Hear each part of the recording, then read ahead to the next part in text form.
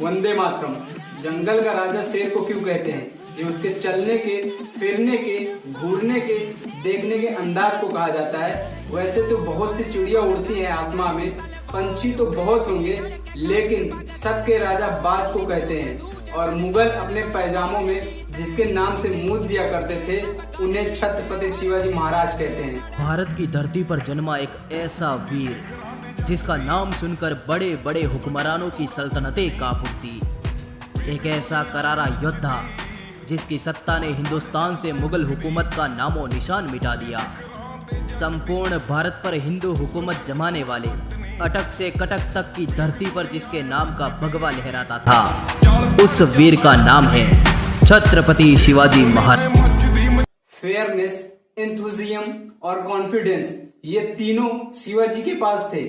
अहमदनगर, गोलकुंडा, बीजापुर, इन सबसे ये पैसा लेकर औरंगजेब को पानी पिला दिए। इनकी समझदारी इतनी बड़ी थी, ये राजपूतों की तरह नहीं कि प्राण जाए पर वचन न जाए। अरे प्राण कैसे जाए? ये जब अफजल खान से मिलने गए तो अफजल खान ने बोला था कि कोई भी हथियार लेकर नहीं आएगा।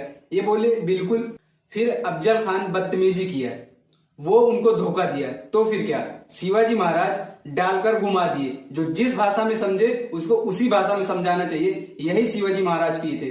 अफजल खान को मारने के बाद हमारे देश में जानते हैं इतनी बड़ी बात को इतना करके दिखाया जाता था। शिवाजी महाराज उसके हाथ पकड़ लेते थे तो वो हाथ नहीं छुड़ा पाता था। अफजल खान को मारे तो मारे, मुगल सूबेदार शाइस्ता खान का अंगूठा काट लिए। सोचो कितनी बड़ी बेइज्जती हुई होगी जब वो कटा हुआ अंगूठा अपने दरबार में लेके गया होगा।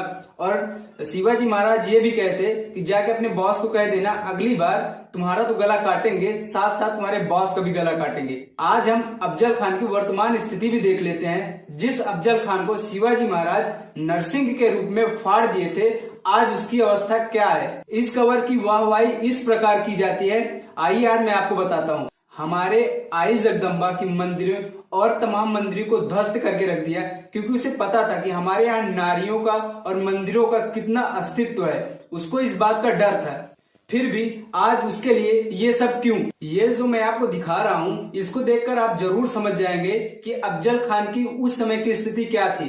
केवल 4 बांस, एक पतरा, केवल इतना ही आकार था उस समय अफजल के कवर पर। लेकिन इस फोटो को देखो, आज अफजल खान किस ऐशो आराम में जी रहा है। लेकिन आज यहाँ मेला लगता है, कई लोग जाते हैं, यहाँ बकरा कटता है, मुझे औलाद हो इसके लिए दुआ की जाती है। महाराष्ट्र की गवर्नमेंट भी इस पर काम की कि अफजल खान का कवर पर जितना ऐतिहासिक दृष्टि से उसका स्थान है उतना ही रखा जाए, बाकी को उससे खाली करवा दिया जाए। लेकिन आप जानते हैं हमारे यहाँ के लोग की भावना आघात हो जाती है, इसीलिए गवर्नमेंट कुछ खास कदम नहीं उठाई। ये अफजल खान कौन है जिसको पुलिस प्रोटेक्शन दी जाती है? ये अफजल खान है कौन जिसके प्रति इतनी भावनाएं दिखाई जा रही है? उसने अपनी 63 बीबियों को केवल इसलिए मार डाला कि उसके मरने के बाद उसकी बीबियां किसी और से निकाह कर लेंगी। उन मासूमों का क्या दोष था? लेकिन बीजापुर के अंदर आपको 64 कब्र देखने को मिलेगी।